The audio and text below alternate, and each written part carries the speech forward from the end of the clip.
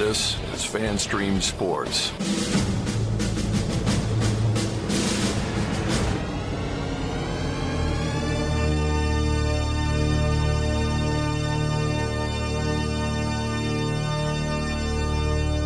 Can I please have your attention? And I need all of you to stop what you're doing and listen. The following program is recommended for mature individuals and may contain material unsuitable for morons, cretins, and dishwipes. If you are a moron, please turn off your radio, because we don't need any more stupid, narrow-minded, pencil-necked geeks who would know the First Amendment if it came up and bit them on the butt. Thank you. Yes! Here we go! I guess I want to take this opportunity to tell you a little bit about my pants.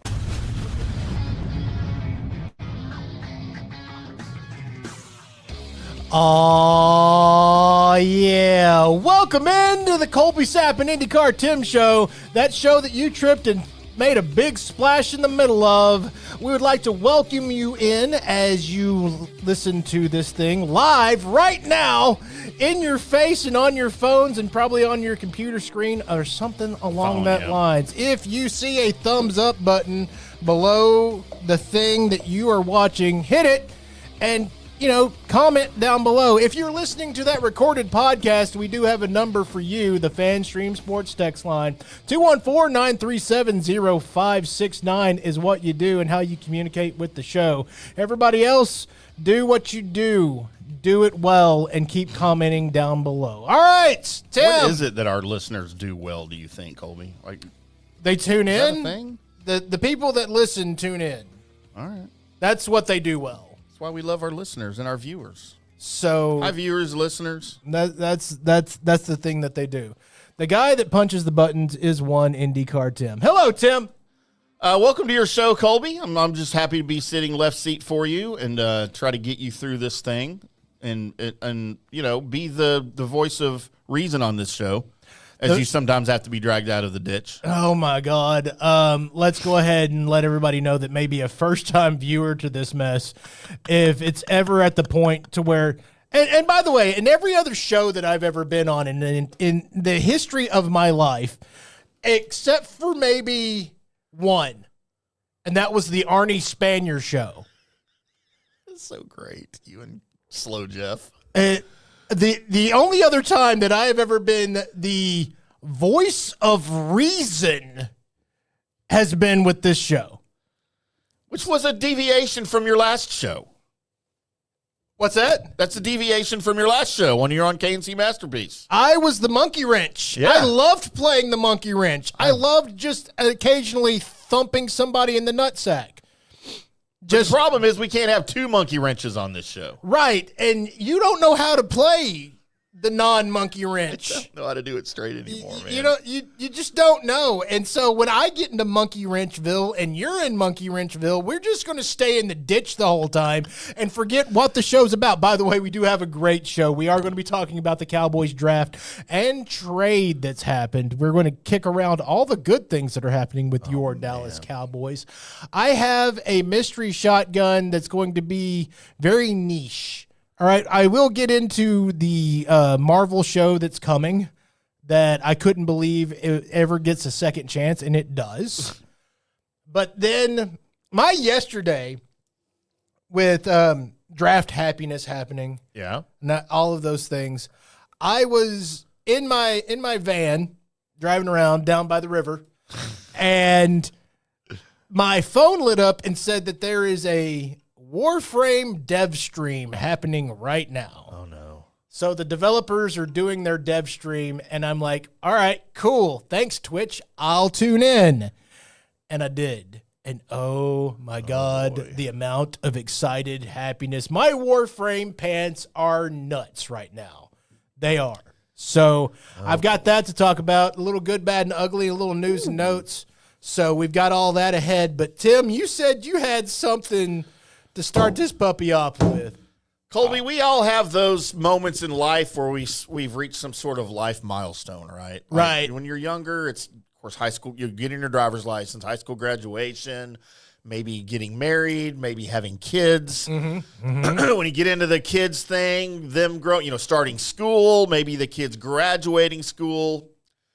Well, I have a number of children, Right. who will remain countless because we really don't know the real answer to that. Okay.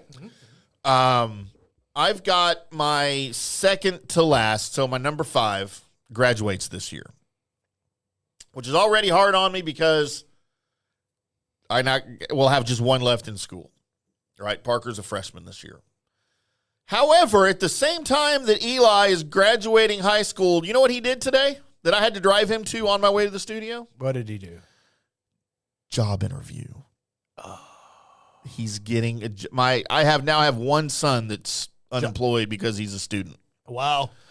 As he went up to the Sonic that is owned there in Little Elm by my great friend Kelly Wooten. You guys check out all of Kelly's Sonics. He's got them all over the area up there in Aubrey and Dallas. But just his. Yeah, just go to his. Yeah. So Kelly has employed now. Eli will be the 4th child that Kelly has employed at one of his Sonics. And then Ryder, my 19-year-old, still works there. Mm-hmm. So he's training Eli. So we have that family dynamic going on. And Ryder's now been there 4 years. Wow. Started at almost 4. He started at 16.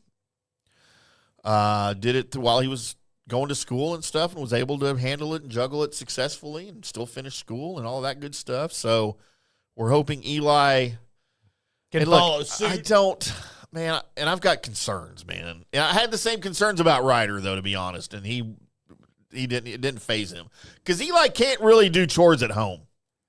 I can't get him to do anything at home. It's always I will, and I think he has good intentions, like he wants to do it. Right. He's distracted by his video games, Colby. Just gets all involved, and I completely understand. And he tells me, I'll do it in a minute. I'll do it in a minute. And, of course, I'm not the hard-ass dad that you need to do it now. Like, I probably should be. I am. Sometimes I do that because I get frustrated. But, like, last night, I told him, if you don't put the because he wanted chili dogs, so I made chili, had the chili pot on the stove still that he didn't eat. I said, you need to put that in a container, rinse the pot out, soak it, whatever. You need to unload the dishwasher before. And I'm going to bed at like 10 o'clock, right? I'm done with draft day shit. I'm like exhausted. Mm-hmm. I said, if I wake up in the morning and that's not done, you're not going on your job interview. There will be no job. And all he wants to do is make money. Right. So he's money driven. Because you can buy more video games. It's all of the freaking add-ons or whatever. Dad, can I have $10 for the skin? Yep. I'm like, no, skin's free. I listen to him on 97.1 The Eagle all the time. Mm-hmm. Mm-hmm. By the way, I don't think Skin would think he was free. Well, to listen to. Yeah. They don't charge for that anymore. Not to acquire. I think it would take money to acquire. You don't think we could get Skin over here? Yeah. Talk some Mavs? I've seen visions of their contracts. Talk some local hip-hop artists and things. Some local jazz and whatever. Obscure music that no one else knows. Yeah. Effing hipster. We love you, Skin. So, incidentally, I wake up this morning, guess what's not done? Oh, the chili.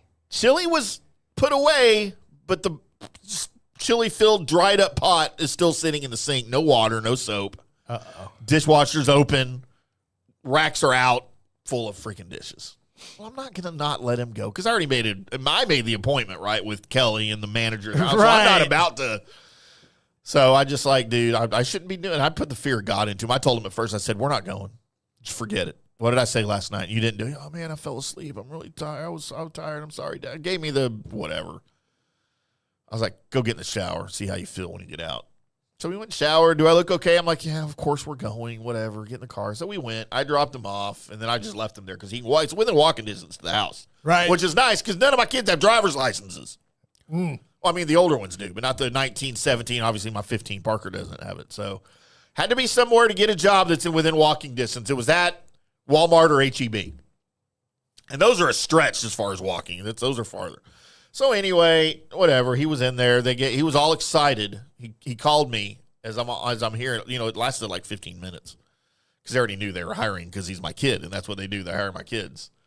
Dude, he called me so freaking excited. Like he couldn't believe he got a free drink. Oh, wow. Because when he was about to leave, Thomas, kudos to Thomas, shout out to you, man, who manages all my kids. He said, hey, do you want something to drink, for the walk home? And Eli was like, well, I don't really have any money. He's like, what do you want to drink? So Eli could not believe he got a free drink. He's like, Dad, am I going to get free drinks when I work there? I'm like, man, I don't know. That's up to them. Like, he doesn't even get free drinks at home. He has to buy his own. If he wants sodas, he's got to figure out a way to pay for his own sodas. Wow. And he always wants sodas. But I make him drink the zero stuff. And keep in mind, Eli is maybe, well, he's my second tallest kid. Zach's about 6'4". Eli is 6'3". But Eli's also about 285 pounds at 6'3". Dude, all of my kids should play offensive lineman. But they just don't get football because it's not video games. Right. It's not on a screen. I'm like, well, it is on a screen. I'm watching it. But, yeah. Never had the interest in Eli's into, like, IndyCar like I am a little bit in F1. He likes to watch the races with me. But, dude, as far as sports goes, like, he doesn't get it. And I've tried. He loves to go see them live. Like, he loves to go to baseball games with me. And he loves to go to the Dallas Renegades games with me. Right. We've bonded over that. He loves that. But if it's on TV, he's like, I'd rather not. But anyway, I'm at that crossroads now of my life where my second to youngest child now has a job.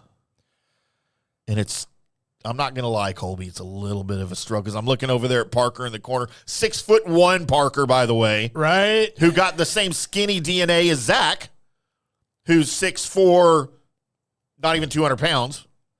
And Eli's got the same frame, and it's what I had when I was a teenager. You know, I was tall and very, very lanky. And Parker's over there, 6'1", probably pushing 6'2" by now as a freaking freshman, just with skin and bones, right? Like, and I'm looking at him like, this is the last one. What happens? Do I just die automatically when all my kids get jobs? I will say this, Tim. No. I'm not going to just automatically die, but I'll probably die something else. Yeah. More than likely, probably something to do with what's in your cup right now is probably going to get I always thought I would go. It's noon on Saturday, dude. It's noon. It's 5 o'clock somewhere. Right. And The Atlantic Ocean. when I walked in, Tim looked at me. It's going to be a great show because I'm half in the bag. It's like, okay, cool. Colby, I was doing Jaeger shots earlier here at the studio. Shout out to the Jaeger machine in the green room in there.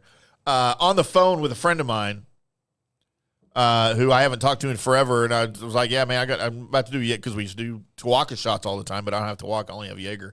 And she was like, I'm not doing a shot with you. It's 11 o'clock in the morning. I said, I would have figured you'd have done like 10 by now. I know you. So I did a video of a couple of Jaeger shots with her on video chat. And am I old if I call it video chat? Don't the kids just call it FaceTime? Right. You know what? I don't know. I don't think that's the thing that qualifies you as old. I think the fact that you just went on your portion of the podcast and talked about your kid getting a job. God, I'm so old, Colby. Yeah.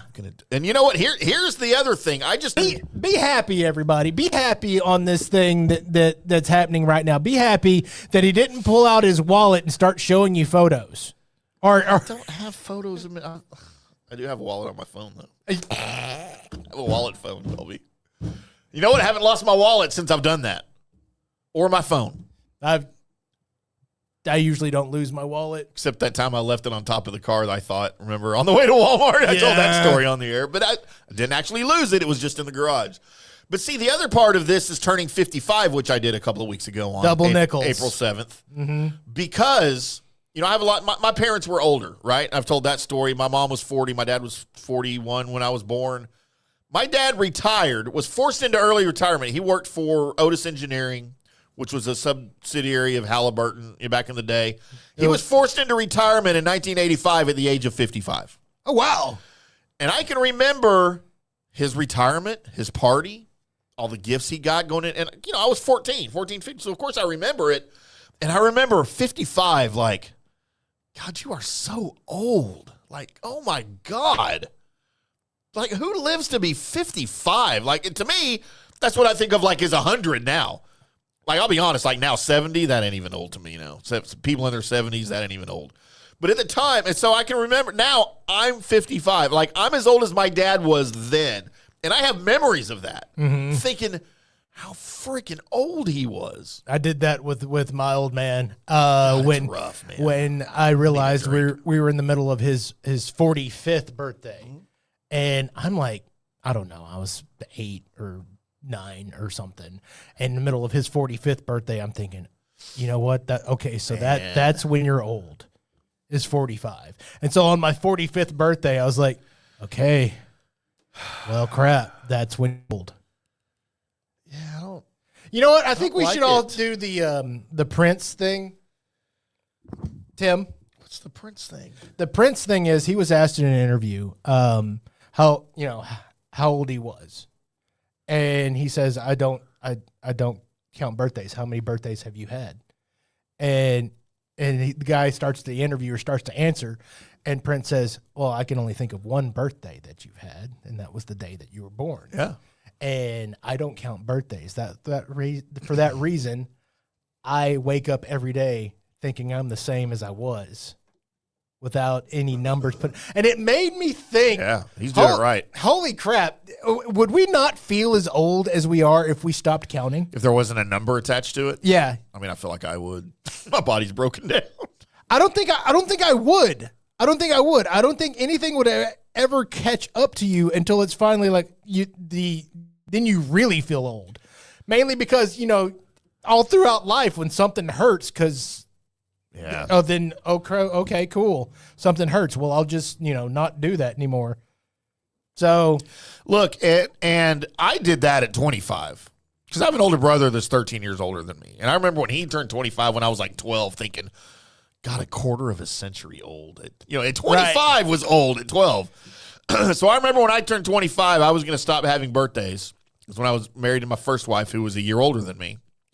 And I'm like, well, I'll never be as old as you. I said, because from this day forward, I no longer have birthdays. I'm celebrating anniversaries of my 25th birthday. And I did that all the way up until like 50. Because when you say I'm celebrating the 10th anniversary of my 25th birthday, it's still kind of cute, right? You're 35. It's, people still do the math. Right. Like, oh, that's kind of cool. That's cute. Even 40, like the 15th anniversary. When I got to like the 25th anniversary of my 25th birthday, it's no longer cute. It wasn't cute to begin with, Tim. Well, some of the chicks liked it. That's no longer cute. And now I would have been the 30th anniversary of my 25th birthday. The first time you did this, when you said it was the first anniversary of my 25th birthday, when I turned 26. I think I would have punched you in the face. Well, it's a good thing we weren't hanging out. I think at that point, I would have just been like, yeah, no, you need, I'm going to dot both your I's. Either don't celebrate. You wouldn't have been the only one. Don't celebrate your birthday, but don't put qualifications on it that make people do math. I still do. I hate you. Colby, this is why I date women in their 20s. I hate you so much for a myriad of things, and you have just added to it. There's another reason why I hate you. Write it down in your book, Why I Hate Tim. Oh, my God. It's going to be a best-selling novel. It's going to have like 600 to 700 pages. Do you know how many people would buy that book? There's a lot. Because they all feel the same. There's a lot. Why I Hate IndyCarTim. So and what's funny? Well, never mind. I can't tell this on the air. As we've dribbled down all of this time, it's now time for me to say to Tim, "Hey Tim, hey Colby, what day is it today, bud?" Oh man, I'm really glad that you asked. I am too. Because we haven't opened for this, and it's the wrong year. Don't come at me, you guys. I already know. No, it's a tradition around here. We had 2020 years or 2 years or something. It was great. Colby, we've got some very curious days today, and we have to roll through these because, good Lord, what are we doing? Do we really have to just roll through them? Colby, today is National Hug a Plumber Day. Okay, let me just tell you this. Most plumbers are not going to appreciate this day at all. Want to be touched, right? No. Are you supposed to give warning, or are you just supposed to do it? I mean, the only way that it's good Hug a Plumber Day, if you're the hot housewife, right? The lonely housewife. Yeah, that comes over and you already made sure to answer the door and the towel and all that. You're doing the total setup for porn situation with the plumber guy. Chickawana.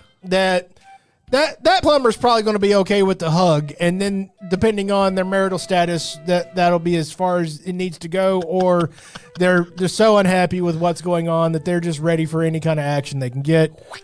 But if you're a dude, for the most part, don't go hug a plumber. You will probably get hit with a wrench. Yeah, I probably wouldn't approach a plumber unannounced. I mean, unless you're just smoking hot, wearing nothing, then they probably won't care. Right. Aim for the crack. Colby, it is National let's say, I already screwed that one up. National Drug Take Back Day. What? National Drug Take Back Day. I mean, I've heard of people taking drugs, but how can you take them back? I think you're supposed to return old prescription drugs because you're not supposed to take so you're them. not like crawling back to your plug and being like, yeah, here's that bag I bought from you the other day. No, I don't think that's... I mean, you can do that. I mean, your plug would appreciate it if it still had stuff in it. What, you're returning it? You get that on video. I mean, Short out of it. I can double sell this? That's great. Colby, it is World Malaria Day, so everybody go out and get yourself some malaria. Right. After you've taken back your drugs, Yeah. Go get malaria. After you've taken back your anti-malaria drugs, Right. go get malaria. Is there an anti-malaria? I guess there is, right? Speaking of taking back your drugs, you know there's going to come a time and a day when there is not a person that remembers having to wait in a parking lot for weed. Why? Because they'll be going to buy it at a store At the 7-Eleven? Yeah, it's like, oh, yeah, give me, I'll take this. At the Kroger's? Yeah, you're at Kroger's and you're looking through their produce section of weed. Hey, excuse me, where do you keep your weed? Oh, it's right next to the liquor. All right. Oh, is there cocaine there? No, that's on the other side by the aspirin. Nah, no. Now, see, that's the day I want. When you just go into the store and buy some cocaine. No, don't want it. Never. Keep your weed. Just bring me the cocaine and the beer. Last- My Miller Lite and cocaine. That's the night. That's a party, Colby. Wait, you know what? The last thing I need in life is for something to speed me up. Okay, that's the last thing in life that I need. Colby, it is Bob Wills Day. Are you familiar Why? with Bob Wills and the Texas Playboys? No. No? Old school country western singer from like the 40s and 50s. He gets his own day? He gets it, dude. He was a badass back in the because you enjoy that stuff from back in the day, right? A little bit, A little bit, yeah, I a would little urge you get on your Spotify and check out some Bob Wills, and that was the name of his band. Were the Texas Playboys. So Okay. Bob Wills and the Texas Playboys is one of my dad's favorites. I freaking grew up listening to those, and I didn't know that he had his own day until just now. Colby, it is East meets West Day. Never. Isn't that what we call the Mississippi River? Yeah. Let's all get together in St. Louis tonight for East meets West Day. Is it more along the lines of go eat some Chinese food or something or some Japanese food? I don't. Oh, maybe is it? I'm taking this as just United States, Okay. not like around the globe. Because I've always thought it'd be cool to like take your popularized Chinese food items and make them like you would in a Mexican food restaurant. So like orange chicken, but Mexicanified. Yeah. I'd be into that. Yeah, I think it would be too. Not the orange chicken as much. It's my least favorite of the It's the offerings. only thing I eat. It's the least favorite of the I offerings. don't even think that's Chinese. Actually, I think that was invented in America. Somebody just, I spilt the orange marmalade on the chicken. If you walk into a Panda, they will tell you they invented orange chicken. Okay. But it was I think the founder was Chinese, but he invented orange chicken. That's what they tell I'm going to tell you this. I've walked into a Panda one time and I was not impressed. It's my favorite, man. I was not impressed. Love Panda. Colby, I know we're not on birthdays yet, but we have a day. Uh-oh. It's Eeyore's birthday today. Okay. That's, you know what? If they ever do like a whole movie about again, that's the part I want. You want to play Eeyore? I just want to be. You just want to talk like that? Yeah, it'll be the almost the same as Vin Diesel playing Groot, right? Where you're just like, You just say one thing the whole movie. Yeah, I that's am it. Groot. Get some money off of that. That'd be Literally great. anybody could have played Groot. Why did they have to His overpay voice for him? Once you realize his voice totally matches now, and you can't hear any other voice except for his as You Groot. can digitize it and make it sound however you want. Right. Which is the reason why all the actors and actresses and movie people tried to strike, because here comes AI to do their job. Here comes computers. Colby, it is Hairstylist Appreciation Day. How are we going to celebrate that? I mean, I'm my hairstylist. I'm my beard stylist. Well, I mean, you also shave your head, so that's part of. I mean, Is that style? That is a style. Oh. A shaved head is a style. So right. you're your hairstylist, bud. I love that I have a hairstyle still. Mm-hmm. How about Independent Bookstore Day? As Pass. opposed to the conglomerate. Oh, dude, I love a freaking bookstore. I used to. That is a candy store for me. I used to love bookstores, but then, of course, the audiobook came into my life. And I have never one time ever listened to an audiobook. I'm not against it. I just have never done it. And now I have, when doing an audiobook, I now have no actual responsibilities. I take that back. I have listened to one, The Life and Times of Ty Cobb. On Spotify. I did listen to that. You just never have any. Now all you've got to do is just go to that mental place you do when you're reading the book and just stay there. Somebody else is doing all the work. It's great. I get it. Like I said, I'm not against it. I don't ever think of it. Colby, it is International Financial Independence Awareness Day. We have to be aware that there's people that are financially independent. Or maybe we have to be aware to admit that we're financially independent. I mean, no, we're not I'm not aware. financially independent. Yeah, I'm not aware that I am either. A guy that we owe a lot to in this business, Colby, it is International Marconi Day. Mm-hmm. We owe a lot. Thanks for inventing the podcast. And Kraft Marconi and cheese. I love Marconi and cheese. Actually, they call it cheese and Marconi now, I think. Okay. How about International Noise Awareness Day? Stupid. We're all aware of it, right? Officially on this list today, that is the stupidest of today's list. Really? We have to make people aware that noise exists? What, is this just for a specific segment of people that can't hear? Is that dumber than hug a plumber? Yes. Okay. Yes. All right. How about License Plate Day? I take everything back. You should have waited a minute. That I've just previously said on the days somebody made a day for the thing on the back of your car. You might want to wait because it might get worse, Colby. We have National Day of Puppetry. I'm down. You know what? That's better. That's better than License Plates Day. Thank you, Jim Henson. National Go Birding Day. We're supposed to go bird watching today, Colby. No. I mean, I just Google what the bird looks like, and I'm fine. National Kiss of Hope Day. Everybody's supposed to kiss a girl named Hope? I'll go. Oh, man. I knew the smoking hot. I knew a chick. Hey, fathead, keep your wife inside. Oh, is her name Hope? Yeah, people might be trying to kiss her. Colby, I knew twins named Hope and Heaven. Okay, first of all, after you met them, did you punch their parents in the face? No, I shook their father's hand and then I banged both of them. Not at the same time. Oh, it was a good day. I was a young man once, Colby. Wait. Please tell me you were the inventor of and twins. That'd be amazing. How about National Lingerie Day? That's a really good day. That's a really good day. I've told everybody that I'm with, even when they've gussied up and put on the lingerie and stuff. It's like, that's great. You know what would have been better if you weren't wearing anything. Yeah. I don't know. Sometimes I like the bikini and the lingerie, like the skimpy thing, better than just the raw naked. I don't. To look at. I don't. And then you can peel them off.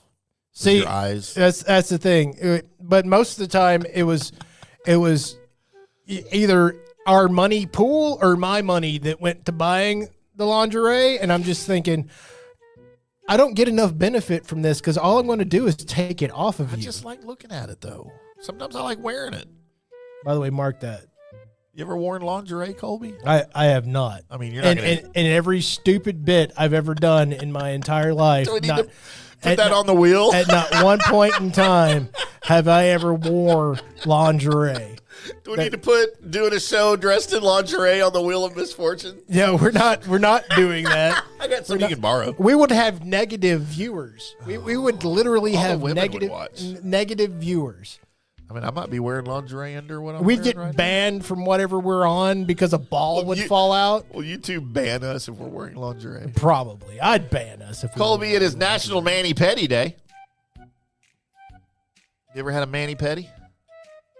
One time, I knew it. a lady tried to get me to go to get the pedicure thing. It's like, we're going together.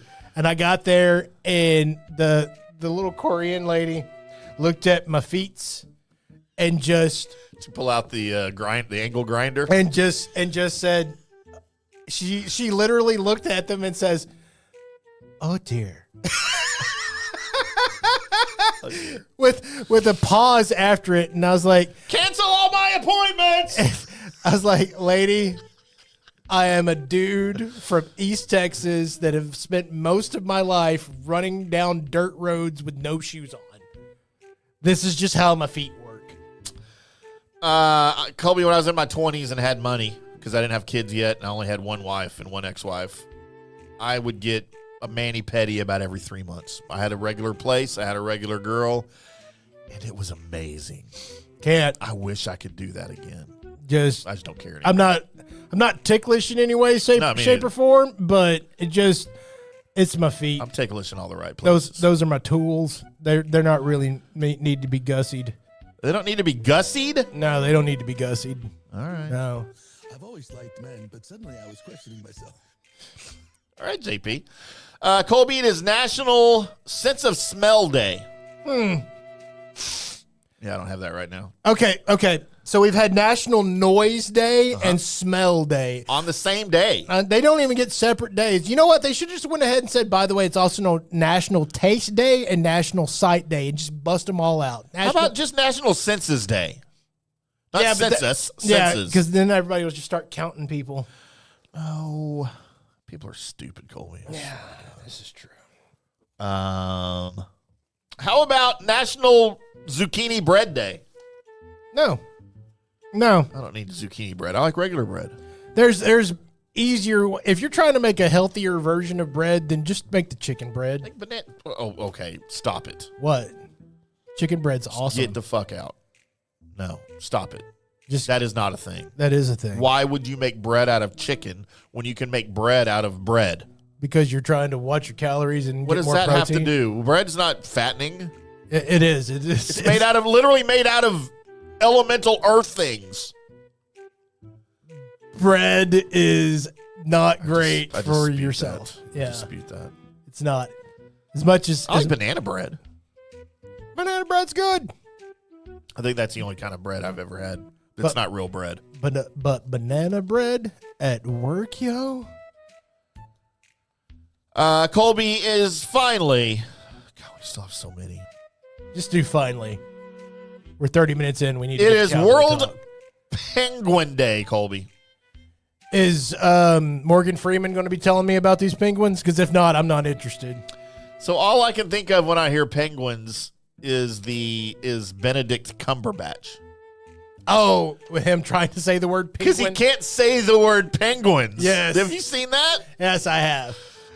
And you know what? I would if somebody wouldn't have pointed it out, I wouldn't have heard it. But now it is all I freaking hear that he can't. And he did a penguin documentary. He did. And he can't say penguin. It's amazing. He was saying pinwing or something. Right. And you know what? If nobody had pointed it out, everybody just thought, well, that's Benedict's way of saying penguin. And nobody would have cared. Nobody would have cared. That's all I care about, Colby. Nobody would have cared. By the way, there's a lot of you guys watching right now. Somebody hit the damn like button. Crap. What is wrong with you? I'll go hit it, Colby. All right. Thank you. Oh, somebody hit it. Yeah. Who is that hit our like button over there? Oh, it was me. Congratulations to me. I like our show, Colby. We did good. So now it's time for us to separate from whatever the hell that was into the Colby Sapp IndyCarTim Sports Report. Hey, somebody has run out on the field. Some goofball in a hat and a red shirt. Now he takes off the shirt. He's running down the middle by the 50. He's at the 30. He's bare-chested and banging his chest. Now he runs the opposite way. He runs at the 50. He runs at the 40. The guy is drunk, but there he goes. The 20. They're chasing him. They're not going to get him. Waving his arms. Bare-chested. Somebody stop that man. Here comes the blue coat. Oh, Kevin. they got him. Here They're comes coming the from blue the coats. left. Oh, and they tackle him at the 40-yard line. Oh, that was the most exciting thing to happen tonight. It is the most exciting thing to happen tonight, Colby. I love that Kevin got so excited for that. Kevin Harlan's had some just amazing moments on the year. That, the Black Cat in the Cowboys game. Right. Cowboys-Giants game. And you know what? That was one of the great things that the pandemic brought us in 2020 is you had guys like Kevin Harlan and Joe Buck, who obviously were out of work, doing play-by-play for normal, everyday household activities on social media, and it was freaking awesome. It's amazing. I remember one time Joe Buck posted a video on whatever it was. Was it him and Fernando Tatis? It was not him and Fernando Tatis. Okay. Fernando's Tatises. Of like his wife flipping pancakes. And it was the greatest call I've ever heard in my life. Of her just flipping pancakes. I'm here for it, man. Maybe we should have another pandemic to remind us where we come from, Colby. It'll happen the next time the other side's in charge. Jesus. Colby, it is. You deserve a rim job for that. I just made half the people mad watching us. You did. Which you rarely do. That's usually me. Yeah. Making everybody mad. The thing is that I don't have an actual political side. You don't. So you just know what's what. Just there you go. Colby, we are right in the middle of the what's called, I don't know if you've heard of it or not, but it is the NFL draft. I've heard of this thing. It's where the NFL teams get together at a location together, and they pick players out of college. Yes, out of a hat, right? They just draw out of a hat. Out of a hat. The Dallas here for it, Cowboys did some stuff, and Dude. I am, first of all, truly excited about what happened in the first round. I love what they did. The trading back, the trading up, all of those things that happened. And we've got a guy in the first of our first round picks that Dream scenario, right? it is a dream scenario. We didn't think he'd be there at 12 There's not or 11 where we got him. No, there is no way, but there was so much that was going on ahead of us. And have you seen the videos emerging of the Giants fan Yeah. where they think they know that they're about to get downs? 10? Yeah. Yep. And then it doesn't happen. Yeah. Did you see the video of Malik Neighbors, Giants wide receiver, reacting to the pick that the Cowboys at 11 got him? Oh, he was pissed because he knows. Right. He knows. I have always been, and this is kind of what I wanted many years back when the Dallas Cowboys selected Roy Williams from Oklahoma. I wanted that guy to we always had Darren Woodson, right? And that was the guy that you didn't have to worry about. Now, he covered up so much on the backside of that defense and everywhere that Darren Woodson was at that his highlights of him playing wasn't as visual. He just did everything so good that there wasn't like you couldn't put together like an Ed Reed highlight reel or name him right out there that, oh God, Steelers. Yeah. My brain can't think of Pert plus He told two friends, and they told two friends. run it. Steelers safety name. Troy Polamalu. Thank you. Good God Almighty! I was needing help, and you were just leaving me out here on a I raft. was trying to let you get there before I helped you, Colby. You don't like help. You know what? When I'm asking for help, then help me. Damn it! That's when you need it the least. Oh my God! So I've always really wanted that style of play to happen at the Dallas Cowboys, and this is probably our greatest chance at ever having that happen. Yeah. Of the ability of this guy to basically just, whether it's up in the box or, single high, deep safety, anywhere you want to put him, he's good to go. You can run him into the slot and have him cover somebody. He's everywhere on the field that you need him to be. I've seen enough people before this draft pick was made talking about that this might be the actual best player in the draft, in this NFL draft, is this guy right here, and you got him where you got him at, and that is a reason to celebrate. And because he wasn't supposed to be there. No, he wasn't. Look, there were 3 Ohio State players we knew were going to go in the first round. Carnell Tate, Sonny Styles, and Caleb Downs, right? Right. They weren't supposed to go in the order that they went. Carnell Tate went first of the 3. Which was weird. Which was weird, right? It was supposed to go Caleb, and then Sonny, and then Carnell. Like, that was what everybody assumed, right? It was the opposite.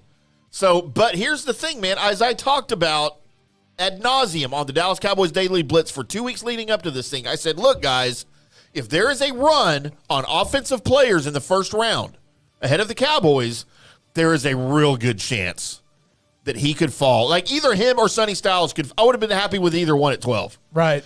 And that is exactly what happened because you had obviously Mendoza, offense go number 1, Jeremiah Love go 3 to the Cardinals, and then the freaking Titans take Carnell Tate at 4. And then you had Jordan Tyson go to the Saints at 8. And then you had 2 offensive tackles to the Browns and the Giants at 9 and 10.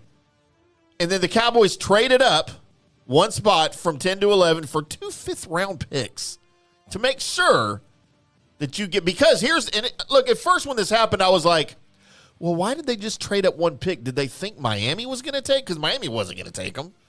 But within everything that I saw was that Miami's phone was ringing off the hook at 11 because everybody wanted to move up to get Caleb Downs. Right. And the Cowboys were like, this is us. And they made the best offer.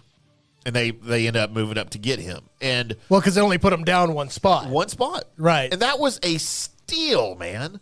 An absolute steal. And then the Dolphins go and get Caden Proctor, the Alabama offensive tackle, which they need desperately.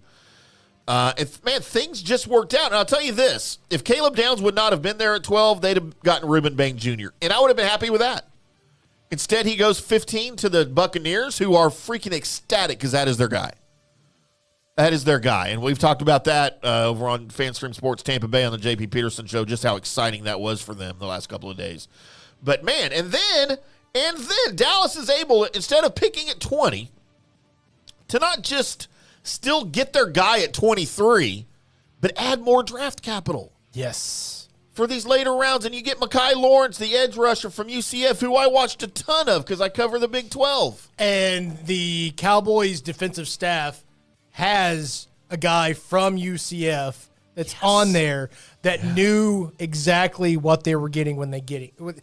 If this turns out to be, what we hope it will be, is all the talent's there and you're able to form that talent into something that's real. This could be 1 and 2, like 2 really good stars on your team happening right now. Man, and this, like you said, this draft so far has excited me, and we are right in the middle.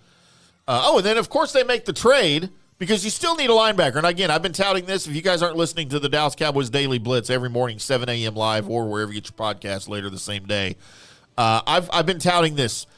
The biggest, I thought, position of need was linebacker. Right. But I also thought you can't just go rely on a rookie. You can't just go get you a linebacker in the draft and think that's your green dot guy and he's going to fix everything, because I think you need experience and you need a veteran. And, of course, we've been touting all of the trades. Alex Highsmith from Pittsburgh, I thought the Cowboys could have a chance to get because they're ready to kind of move on. They got T.J. Watt and Nick Herbig. They're not going to go from either one of them. But instead, they make the trade with San Francisco for D. Winters. Which ended up with like 112 tackles last year. Oh, my gosh. Now, I did see, and there was a few San Francisco 49ers fans that had this comment that they made underneath the trade. And it almost made me jump through my damn phone. And the reason why is because they said, well, after Fred Warner went down, the defense wasn't as good, and he didn't look as good as what he did with. Are you telling me that if you're able to play with Fred Warner, that once he goes down, all of a sudden it feels like something's missing? Of course it does. Duh. Holy crap.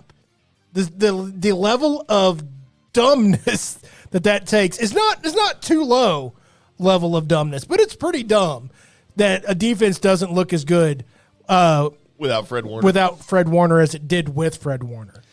Colby, he was a 6th-round pick out of TCU in 2023. He is coming off his best season in the NFL. And by the way, he has played at least 15 games in every year he's been. Combined 101 tackles, 8 tackles for loss, 3 quarterback hits. The dude's young. The dude's smart. The dude's fast. There's a few people complaining about his size. He's only 5'11". Right. But he's 227, and have you seen him hit? Just all he freaking does is hit. Hey, we need people that can get low and bring people down. Well, guess what? If you're already 5'11", you can get low. You're already there. 25 years old, Colby.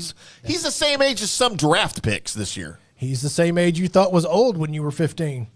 God, he's so old. Yeah. 25 is so old. Does he have a cane? Yes. Does he play with a walker out there? Yeah, he beats Walker, people Texas with it. Ranger. So, yeah, man, the Cowboys made all of the moves in day one, and I'm here for it. And then, Colby, we get into day two. The Cowboys have a couple of picks today as we're looking. I believe we might have a Cowboys pick coming up here in the fourth round. But here in the third round, Dallas with number, because this was today and I've been prepping all day. Oh, I'm sorry. No, this was still yesterday. Jyshawn Barham, the Michigan edge rusher. And look, I'm not big on Michigan linemen, obviously, because of Mozzie Smith. He's ruined that for me. Right. I don't hate this pick at 92. Obviously, and look, here's the deal. If it's a guy I'm not too familiar with, which is Barham, keep in mind who's running this defensive draft. It's Christian Parker. It is. If he thinks this is his guy who can play in his scheme, then you know what? That's Who his guy. am I to complain about it? Until we see what happens.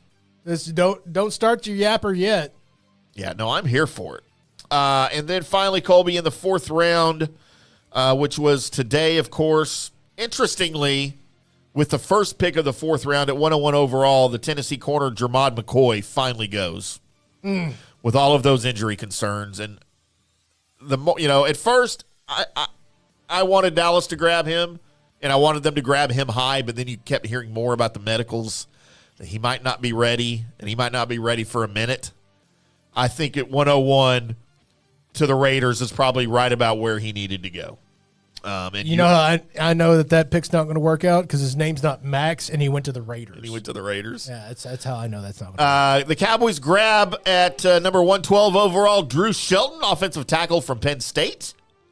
Not big on Penn State guys, but I do remember watching this guy in the Big Ten, and he played pretty well. Now, we've had a recent run of Penn State guys being okay for us, so. We have two picks later at 114, cornerback Devin Moore, Colby, and both of us were huge on Devin Moore out of Florida. I really loved this pick. As soon as you said we got Devin Moore, I was like, whoa, wait, really?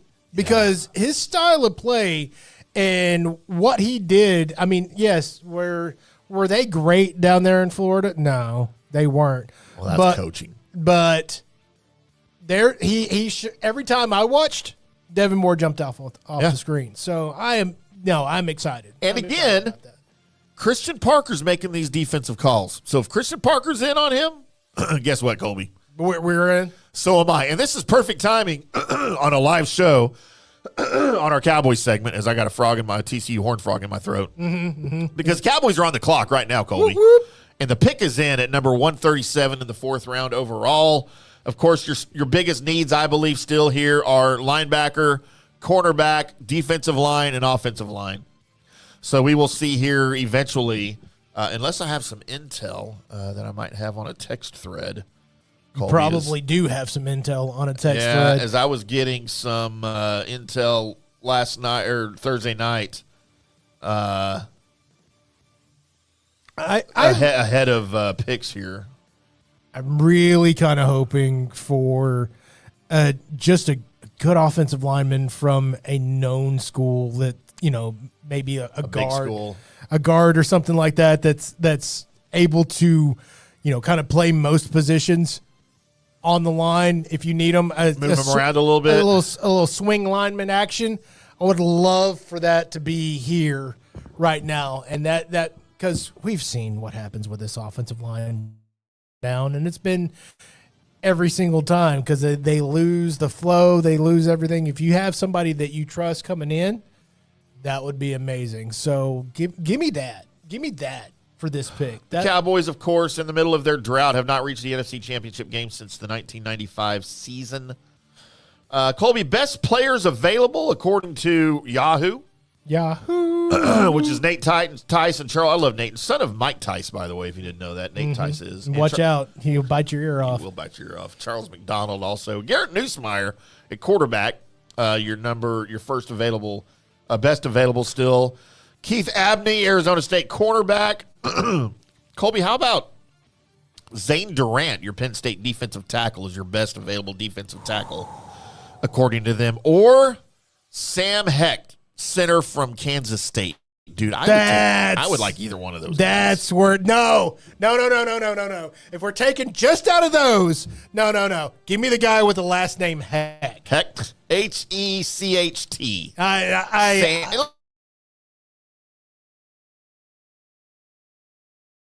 Make really good. You know what? I'm a name guy. I've always been a name guy. Are. Thanks, Norm. Thanks, Norm, for the the name game. The name game. Grab a fajita.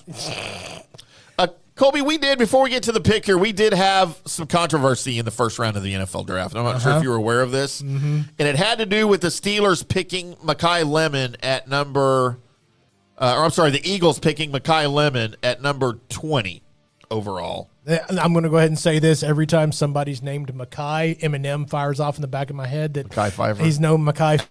Hey, no Makai Pfeiffer.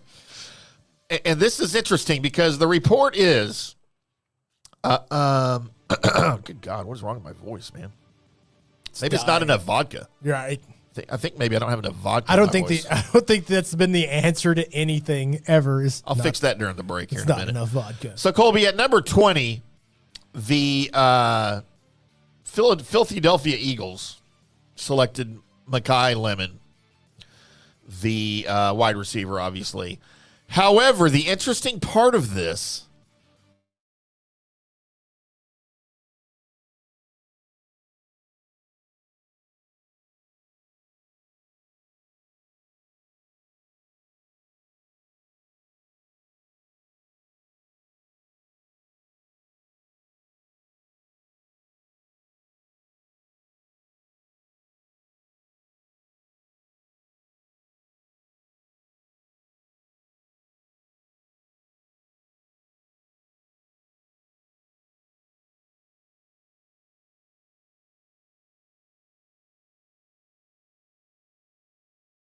is perfect timing.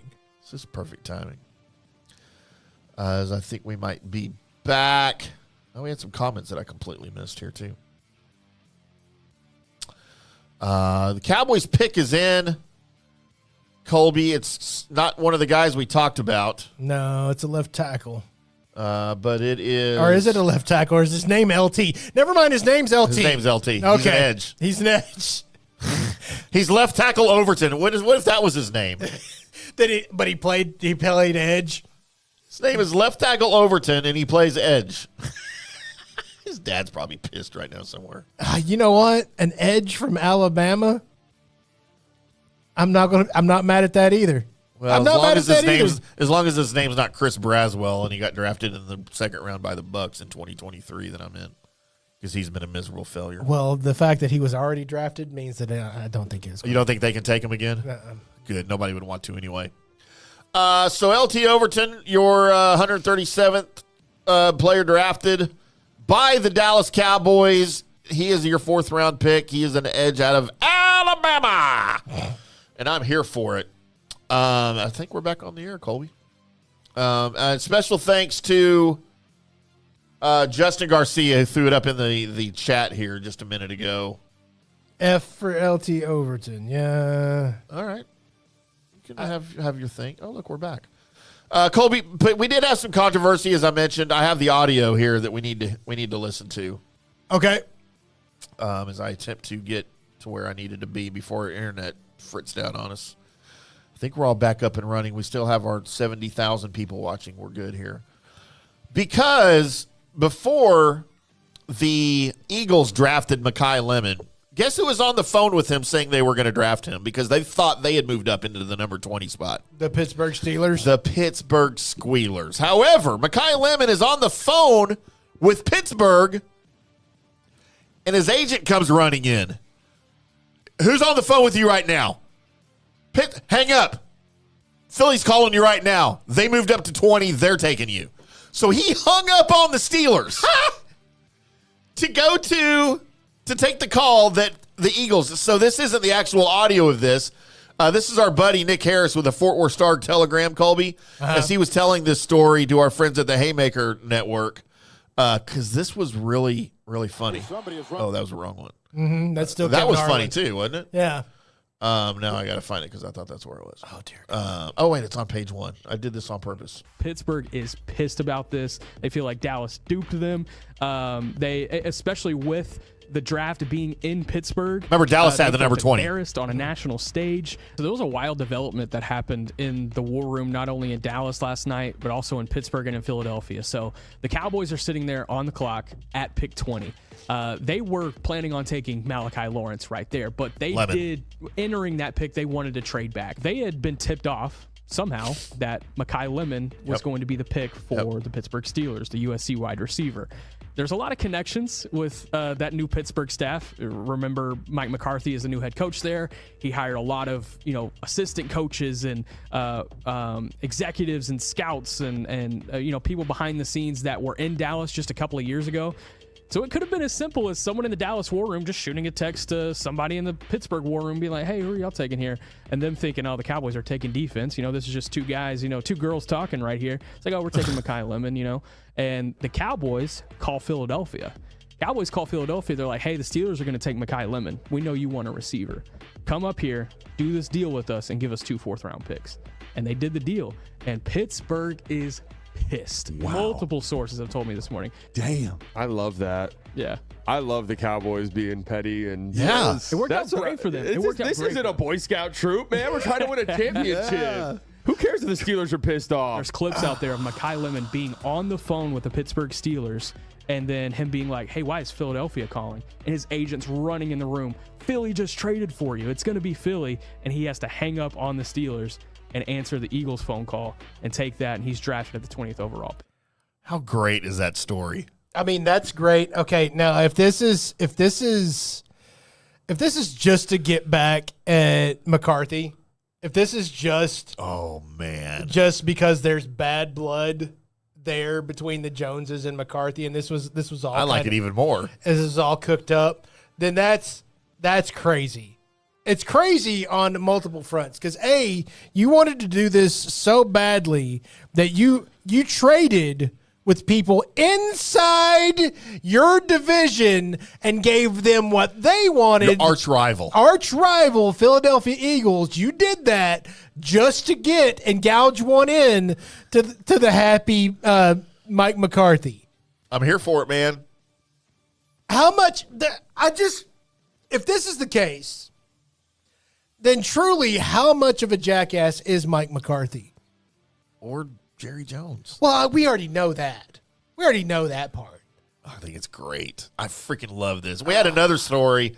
So you remember last year, the prank phone call to Shadur Sanders? Yeah. I forget who he was claiming to be with, but then he was going like top 5, right? Like he was thought, and it was a prank call, and it ended up being a coach's son that got access to the number because those were NFL issued phones, right? So he found his dad's list in his office of the phone numbers. So we had Kenyon Sadiq, the tight end from Oregon, who went 16th overall to the Jets. And we don't have the audio of it. I don't think it's been released. He didn't think it was a real call when they called him, hey, we're taking you at 16. He thought he was being pranked. Oh, dear.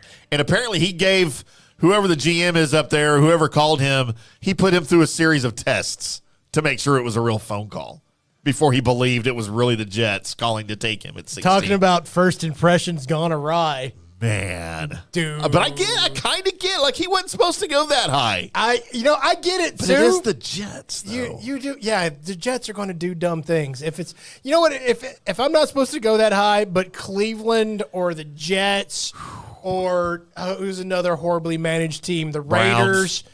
I said Cleveland. Oh, you just say, oh, yeah. Yeah. So, or the Giants now. Cowboys. Because the Giants are, dear sweet God, really bad at whatever they're doing. Oh, see, I disagree. With their draft? Yes. Oh, I think the Giants are doing fine. I have faith in Harbaugh. The guy that they picked that wasn't Caleb Downs, by the way, the guy that they picked, doesn't he have like an existing spinal cord injury? Who are you talking about? In the first round? In the first round. The guy. The offensive tackle? Yes. Malagoa? Yes. Didn't he have like a herniated disc like right then and there? Colby, we can fix that. It's not a big deal. I don't. Like, are you saying he got a herniated disc on the stage? Yes. Yeah. Got a herniated disc on the stage. Imagine if a guy like falls on the stage walking to the commissioner. He tears an ACL. This isn't the only draft craziness that's happened. They're interviewing Sean McVay right now. Dude. He wasn't happy. He wasn't happy at the NFL draft as somebody else picked for him and got him a quarterback he didn't want. That he did not want, and you can totally tell. Hey, Detroit Lions, when you get done with Jared Goff, the Rams are going to have another young quarterback that's going to be McVay taught that'll be ready to go here in a couple of years. Good Lord. Just saying. Here for it, Colby. Just saying. So there you go. There's your NFL draft talk, right? Do you want to, we're a little behind schedule. Do you want to do a break since we're at the top of the hour, come back, do GBU, Mr. Shotgun back-to-back, and then we'll get into news and notes?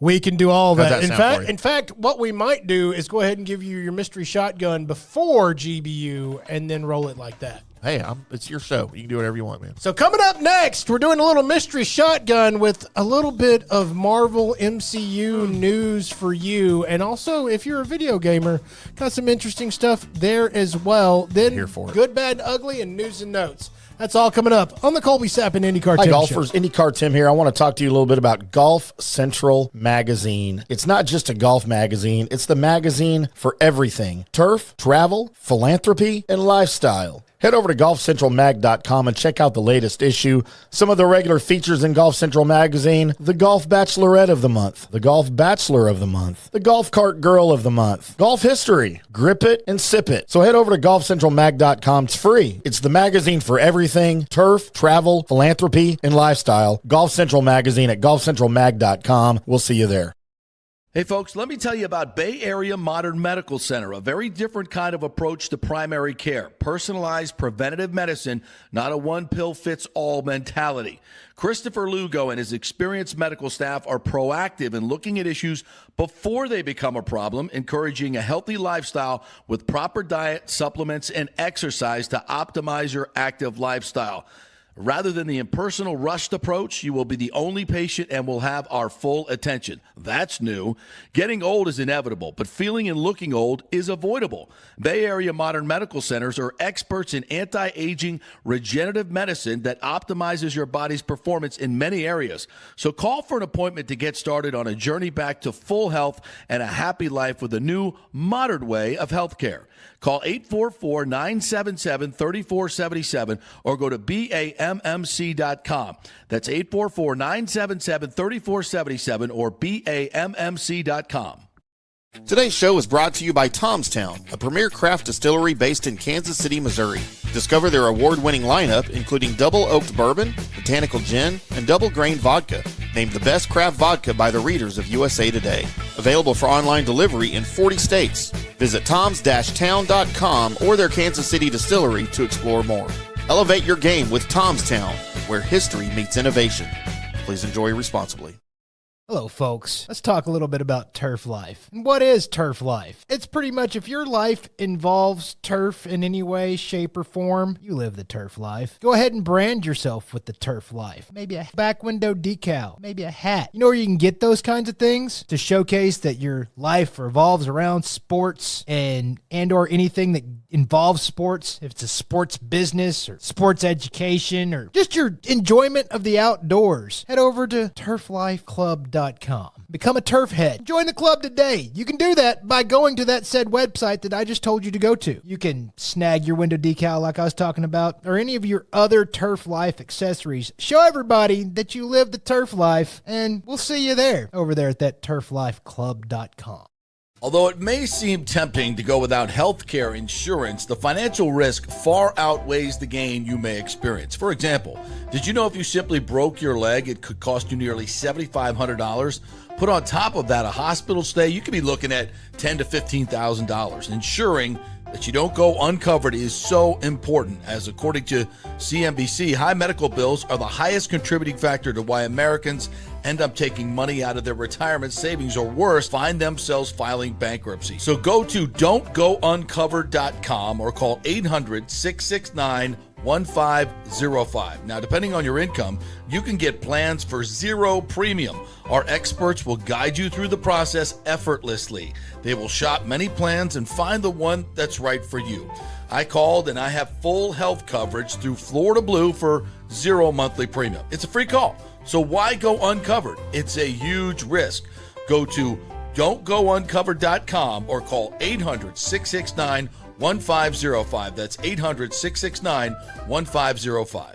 Orion Golf Management Solutions. Orion Management Solutions has tailored its service packages just like it tailors its approach to customers. Some owners need more supervision, while others need periodic assessment of their short-term and long-term strategies and programs. Orion can be called in to develop a business plan with the existing staff, or we can assist with the daily management of a facility or event. Either way, we make sure the client is satisfied and understands the direction the facility needs to go in order to achieve the owner's goals. Orion Management Solutions can help with owner assistance service solutions, daily course management, business plan development, monthly operations, or as-needed consulting services. Whatever your need, Orion Golf Management Solutions can help. Check out oriongolf.com. Let's go! Right now. Back to the show on FanStream Sports. Welcome back to the Colby Sapp IndyCarTim Show. It's Saturday. Colby Sapp IndyCarTim Show in our new time slot. Colby Saturdays at noon Central, 1 o'clock Eastern. Get it. We are going live in Dallas, Columbus, Ohio, the Carolinas, and all of our good buddies at Tampa, in Tampa Bay, of course, that know me from the J.P. Peterson Show. Colby, we had one of our buddies from Tampa Aviation 1436, who's actually a Plano resident, who watches me on the J.P. Peterson Show. Earlier today on the show, when we first started, we didn't get his comment in here. He said he wanted to talk hockey. He had Stars by 4. I don't know what that means, Aviation. They're going to win by 4 goals. On the today, yeah, because we do have game 4 of Stars Wild after our show today. Maybe he had Stars in 4 to win the series. Well, Which we can't do that because they're up 2-1 right now in the. So we're falling behind schedule. I mean, we are for what he said. There's no question. But look, I love your enthusiasm. But maybe he said they're going to win by 4 goals tonight. Maybe so. I'm here for it. Love when it's my team playing. I love the non-Alka-Seltzer game. Yeah, and by the way, you know how I feel about my Montreal Canadiens, Les Habitants de Montreal, who are playing who in the first round? Tampa Bay Lightning. Mm-hmm. So it's funny on the J.P. Peterson Show in Tampa, sometimes I'll have the Canadiens hat on. Sometimes I'll have my Lightning hat on. I'm just screwing with the entire fan base over there. It's so great, which I'm prone to do. You know that I like to screw with fan bases. Right, the whole fan base, especially if it's the chick behind the bar. Oh, I will screw with the chick behind the bar occasionally, Colby. Yeah. We need to remind everybody, not even remind everybody because we haven't told you yet, next Saturday's show, we will do a huge post-draft show for the Cowboys, and we will have none other than Zach Wolchuk. The Woolly Bully? The Woolly Bully from 105.3 The Fan, G-Bag Nation, 2 to 7 weekdays at 105.3 The Fan on the G-Bag Nation. Also, your pre- and post-game show host on the Dallas Cowboys Radio Network alongside that Brian Broaddus. And also one of the hosts, I don't know, he's got like 5 Cowboys podcasts that he does. Well, you know, because it's the Woolly Bully. Colby, I got him drunk Thursday at Pluckers and made him promise to come on the show with us. So he'll be on StreamYard with us via video. I congratulate you on that, Get. I mean, probably would have just taken me going, hey, you want to do some things on the... Well, me too, but, it was more fun the hard way. Right. By the way, speaking of Wolchuk, Broaddus on their show that they do, their live draft show they do from the Star, requires his compatriots to wear ties because they're video too over there. Right. So Woolly Bully, he had to borrow a tie from Broaddus. It was a very Louisiana tie with had NFL teams and, whatever. Zach doesn't know how to tie a tie. Uh-oh. And apparently it was a kid's tie. It's like one of Bennett's ties from when he was little. So Zach's a big dude. He is a big dude. And the whole show that he was there, he's got the tie around his neck, but it's not tied, right? And he's got the jacket and the dress shirt on. So as they're about to leave to go to the Star to do their draft coverage for the Fan, Zach's I see him over there talking to Broaddus. He's like, I can't. And Broaddus, by the way, is wearing a bow tie, and he ties the bow tie which I've never been able to do as an adult. So I have a photo. I'm going to show it next week when he comes on, of Broadus tying Zach's tie for him. Like he's a little boy and Broadus is having to tie his tie. The chin up and make sure not to, yeah. But the funny part was not caught on film, as it took 4 people to tie that tie for Zach. As we had a couple of people in the crowd that offered and tried, couldn't do it. Zach tried. I think Chiafalo tried. Nobody could get it tied. And finally, Broadus was like, come here. And he did he put it on himself. Right. And then he put it on him, and then he did whatever. But it was a little tie, so there's like this much of the bottom part showing. It was a great live show that wasn't on the air. It was great. And I've got some photos. We're going to present Wolchuk with that next week right here on the Colby Sapp IndyCarTim Show. Is recap the Dallas Cowboys full draft, what it means for the offseason. Probably talk to him a little bit about some George Pickens talk. Now that he has signed his exclusive tag. What's it called? Franchise tag? Franchise tag. I kept wanting to say Tinder, but that's a dating site. Right. That I'm not on, by the way, so don't look for me. But anyway, yeah, big thing for us next week to have Zach on. And also Gavin Dawson has said he wants to come on and promote his Cowboys show and talk some Cowboys with us maybe the week after that. Let's do it. We got all of it, man, right here. Let's do it. But right now, as we produce right on the air, Colby's got all of the stuff you need to know heading into this. Oh, yeah. Welcome into Colby Sapp's Mystery Shotgun. I am your host, Colby Sapp, along with Pod Racer Tim.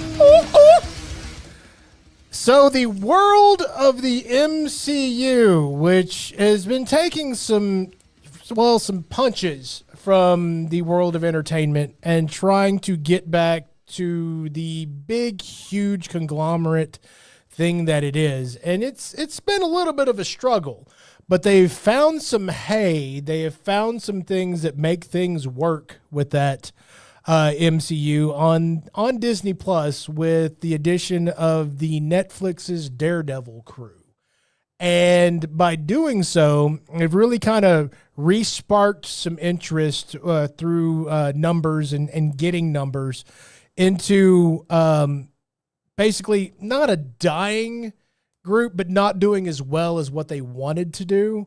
And by bringing back in the Daredevil and bringing back in Paige and bringing back, they just brought everybody, Luke Cage, and they've really kind of jump-started that thing. But one thing out of this that I didn't think I would ever see was one guy getting another shot.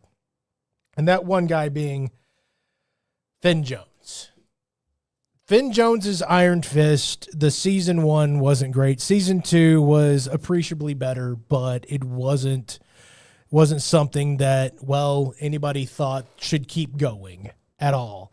And Finn Jones is getting another shot, not only with the Defenders, that is kind of getting a reboot with Daredevil and such, but there is talks, and in development right now is an Iron Fist show for Disney Plus. And I never thought, out of all the actors that I thought did not need to be replaced, he was the least on that. You could replace that guy. You could replace Finn Jones's Iron Fist for somebody else. And it was mainly because during the first season of Iron Fist, I didn't think that Finn Jones actually knew a lick of martial arts. And his character... Now, you had this issue with someone else. Was it Luke Cage? No. It was the same character. Oh, it's okay. All right. We talked about it last week. Yeah, we talked about it last week. What I didn't know at that point, I knew they were bringing him back for the Defender series. Right. But I didn't know that they were in development a new Iron Fist show based solely on his Iron Fist. I thought maybe the Defenders would end up having the Iron Fist mantle being handed over so that they could start somebody else and keep kind of the woven timeline that they had, like that's politely nodding back to the Netflix run and just continuing it. and counting Finn Jones as Iron Fist in that run, and then switching the mantle over to somebody else to continue being Iron Fist would have been the way I probably would have done it. That's not the way they're doing it. They are Finn Jones will be Iron Fist for this foreseeable future unless somebody changes their mind, which is just weird. I would have went somewhere other direction, but that's your MCU news. And now I'm going to close the niche of this segment to even farther as Colby had a great day yesterday. Colby had a great day yesterday. Did you find your motorcycle? Didn't find my motorcycle. That would have made the day even better. Sorry to bring that up. To find the person that stole my motorcycle, to find them upon my motorcycle, and then to remove them viciously from my motorcycle and then claiming it back would have been it would have been gone from great day to gone to this is the best day probably of my life, except for counting like my kids being born. I had struck a little nerve there. Sorry. So I'm driving around in my van, and I'm already like sports hyped because the Dallas Cowboys are doing stuff un-Dallas Cowboys like. They're doing great things in player acquisition. They're doing great things, which that threw me off. So I'm already sports happy. And for those that don't know, the main video game that I play in life is Warframe. And I love this game to the point that I now don't count myself as a video gamer. Oh. I'm a 10-0. I'm a Warframer. You're a Warframer. That's it. So we're never playing GTA together again. Not at this rate, no. Damn it. Not at this rate. Okay.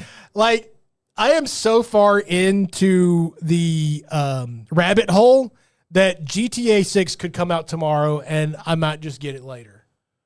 So, you know what's funny is I asked my kids the other day about Warframe. They're all big gamers, right? And I said, you guys ever heard of Warframe? And both Eli and Ryder both like, oh, my God, yes. Why? Why are you asking? I'm like, well, because that's all Colby does anymore. It's all he talks about. Like, he's never on GTA anymore. All he does is Warframe. And they're like, he must have all of the time in the world because that game takes so much time to build stuff and your character get it built up and to do anything. It's all time, Dad. Like time. That's it. Like 24/7, you need to play that game to get where you want to be. And I was like, yeah, that sounds like Colby. They don't, and that's why they don't play it. Well, okay. There's no instant gratification for it. There's no, let's see. It's not as bad as what they describe it. Yes, Okay. Yes, when you go acquire the parts for particular Warframes, they will take 12 hours to build.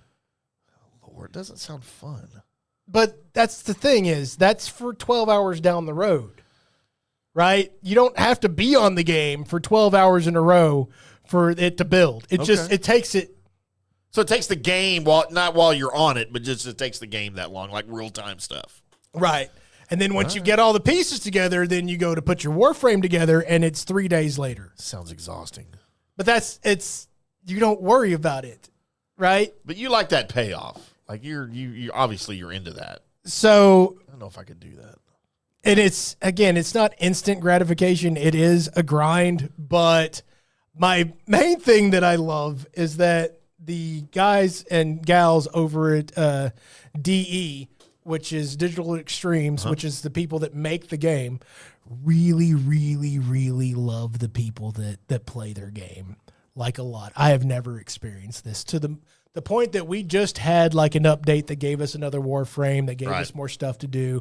And then I see, again, the reason why my day was so great yesterday was that I'm sitting in my van and Twitch notifies me that the Warframe developers are live on Twitch right now. Oh. I'm like, okay, cool. Well, let me check out what they got to say.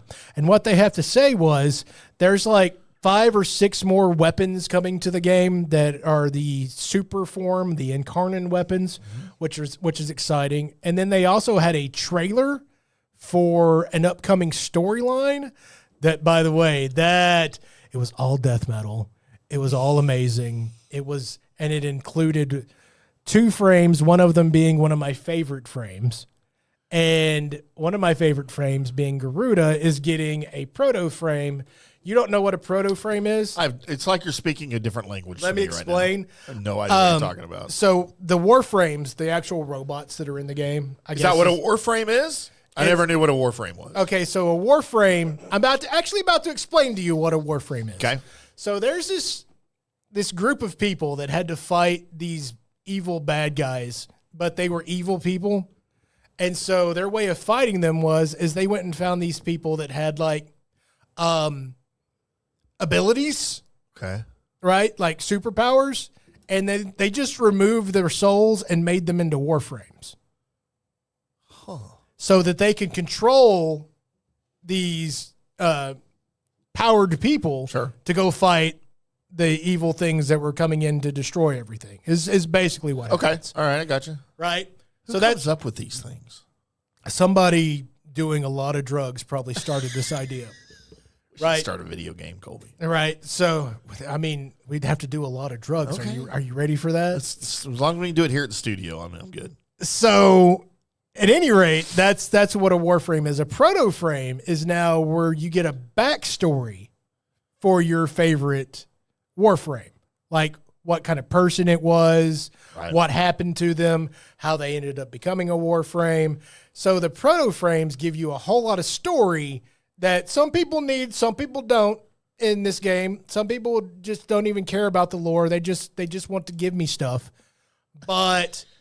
And some people really like the lore. I am one of those that really likes the lore that's in this game. By the way, trying to explain the whole storyline of Warframe to somebody would be the equivalent of trying to referee a boxing match between conjoined twins. It's kind of impossible. Oh, I got an image in my head now. But it'll be entertaining.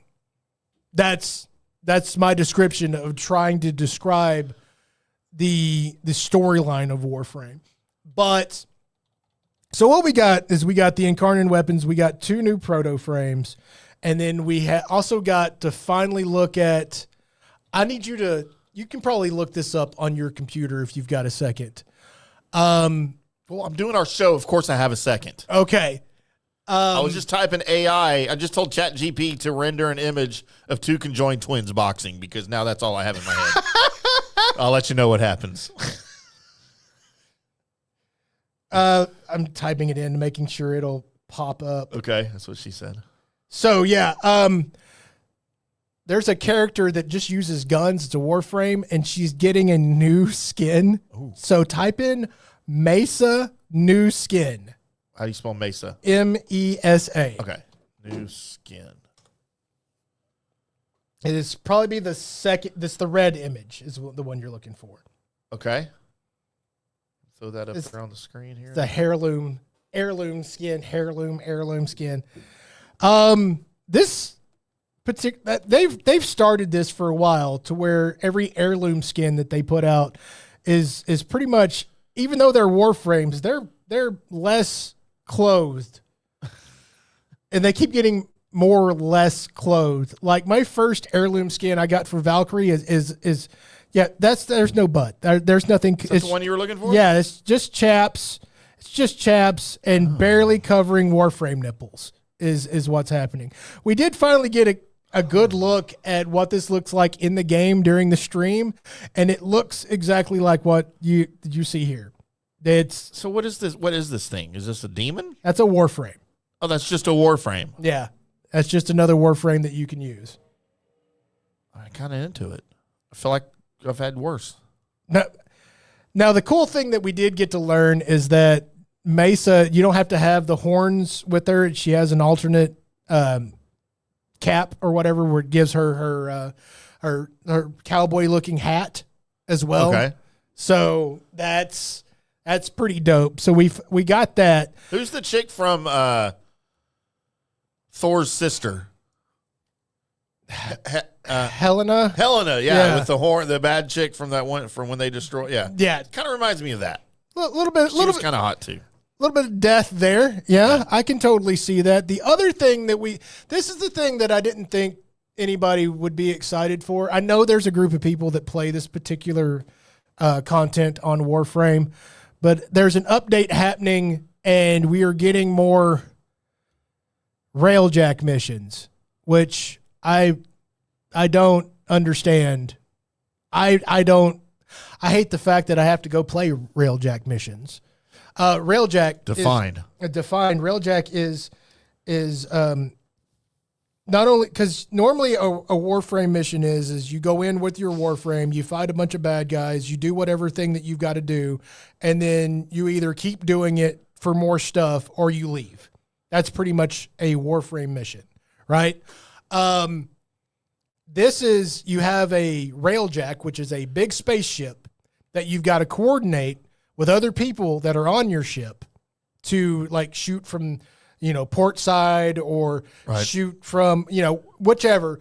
There's guns pointing out each side, and somebody's got to have the Omni device where they can either put out fires or fix the hull.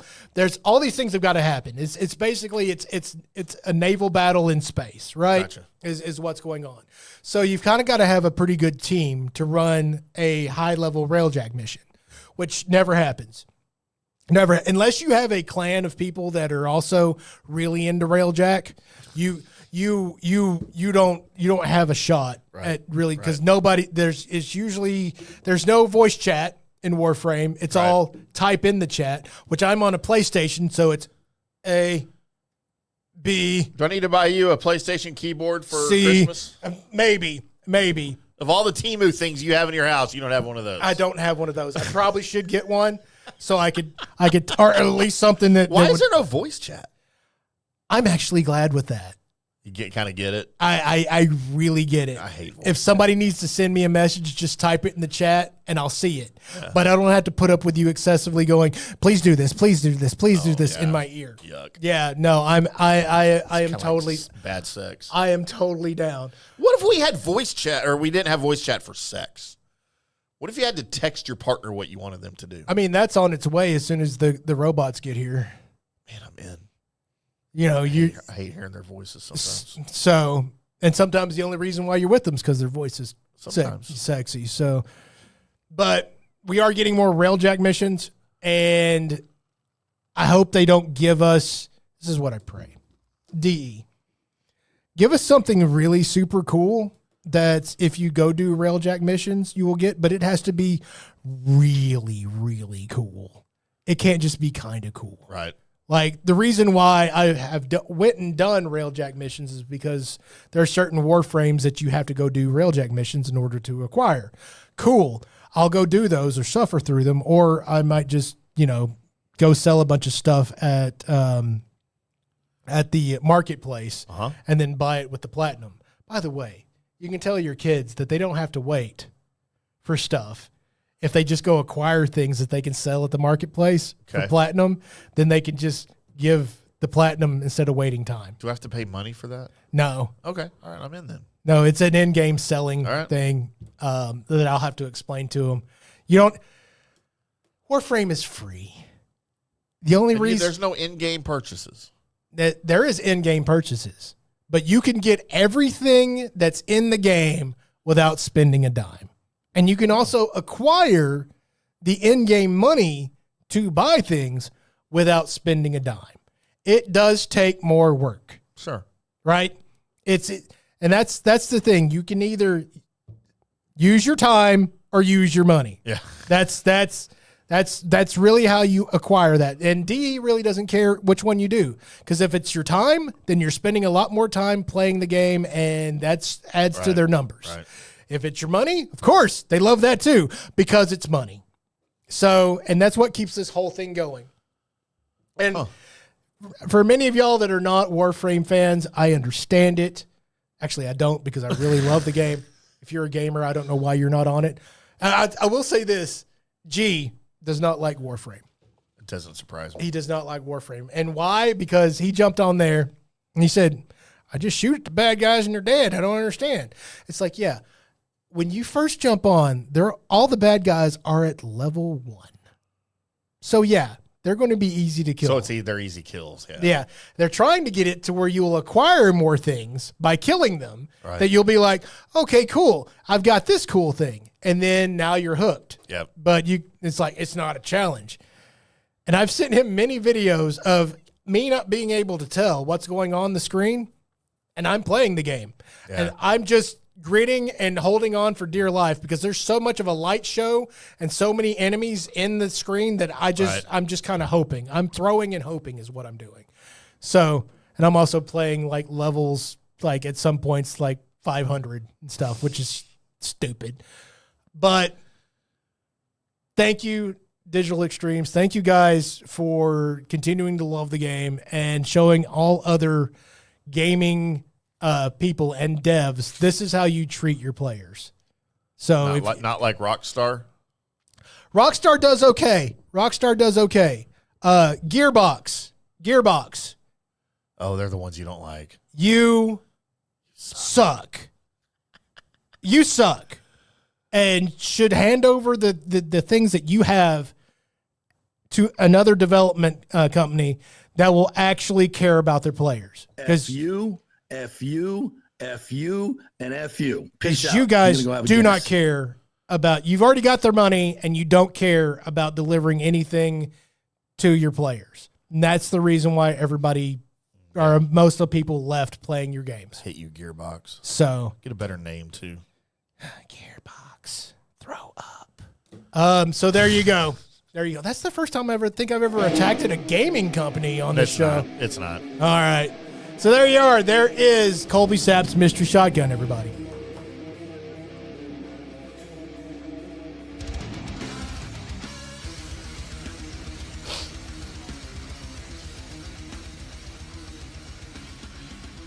Which means, Colby, woo!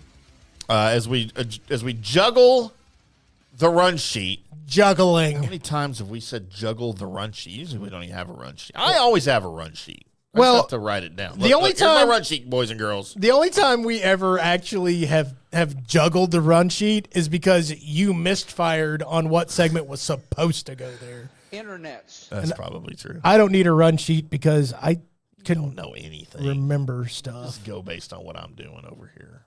How many times have you asked me what was next and I had to tell you? What are we doing next, Colby?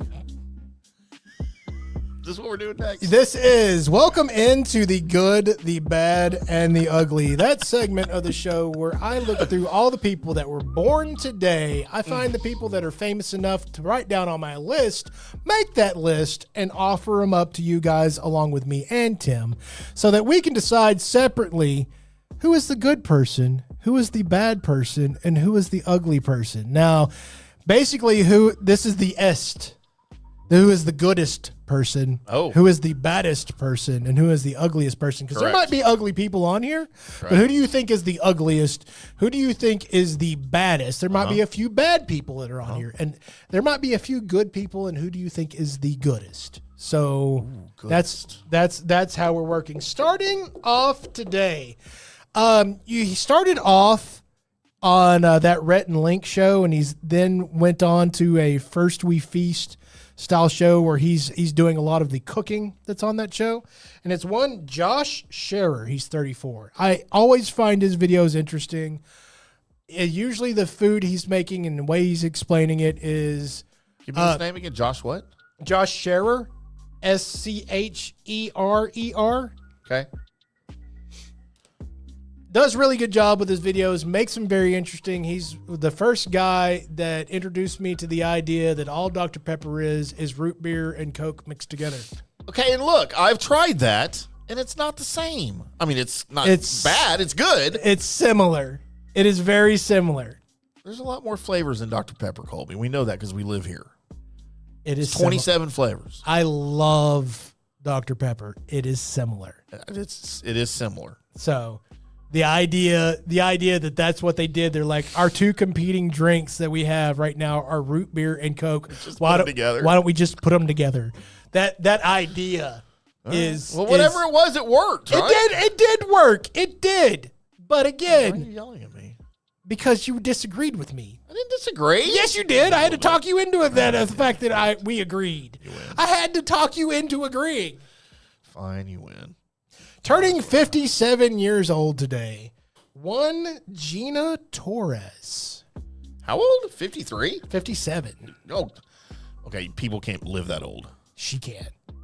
And she still looks good. You can go ahead and look her up. Gina Torres. Gina Torres still looks good. And I would know that's Lawrence Fishburne's wife. Yes. Is he still alive? Yes, Lawrence Fishburne is still alive. And awesome. No, I don't know her in anything. I've never seen any of these. Doesn't matter. She's connected with Lawrence Fishburne. I'm looking at pictures. You know what, Colby? 1 to 10, she's a 6. I've had worse. Yes, I've seen you have worse. You see me have better. Have not. How dare you diss that one chick that was cute that I met in front of you? Can't dispute any of this. God, I suck. What about Gina? Gina was cute, the blonde chick from Tailgaters that night. I mean, yes, she was. Are you asking me which one would I rather go home with? It's probably the millionaire Gina Torres. The Gina that girl I don't remember anymore. Yeah. Turning 34, and there's only one reason why she made it on this list is because I saw her picture and it was like she's going on the list. Oh. Is Adria Arjona. Arjona. Again, she's on the list because just because. Adria Arjona. Yeah. Oh, hi, Adria. So that's the reason why she made the list. She was in Andor. She was. But again, the only reason why she made the list, because she was probably an Andor as somebody that you'll never recognize her to be. I still don't understand Andor. I want to so bad. I want to understand Andor. Oh, Andor's amazing. I know it's amazing, but I don't know why it's amazing. I don't get it. I don't understand any of it. I don't get any of Andor, and I want to so bad. It's one of the main bases for the whole shebang. I know, but I don't get it. It's creating the whole war situation and people rising up. It's the beginning of the rebellion. No, that happened before. I don't get any of the plot points in Andor. Like, I'm going to watch it again. Okay. There's 2 seasons now, right? Yeah, try and watch it sober for once. Probably not going to happen. By the way, Adria Arjona is with Jason Momoa. They're a thing. Do you know that? That's going him so bad. They're going to make the most beautiful babies that have ever existed. So in her little screen, when I pop it up here, it shows, born, parents, height, siblings, nationality, upcoming movies. The Thomas Crown Affair. They're remaking the Thomas Crown Affair. So is she going to be Rene Russo naked throughout the whole thing? Oh my God, dude. Because number one, I love Rene Russo. Number two, I was not, because that wasn't rated R, was it? No. It's like PG-13. So that's what threw me off when I saw it. It's like, how many times is Rene Russo going to be naked in a PG-13 movie? And how are they getting away with this? I don't care. It's not that I'm offended. I just, I don't expect that they're going to go full areola on it. Like, I know the answer to this, but I have to ask, have you ever seen the original Thomas Crown Affair? No. It was from the late 60s. It had Steve McQueen and Faye Dunaway as the characters. Right. Steve McQueen's a badass when Faye Dunaway was hot. Right. She didn't get naked, Colby.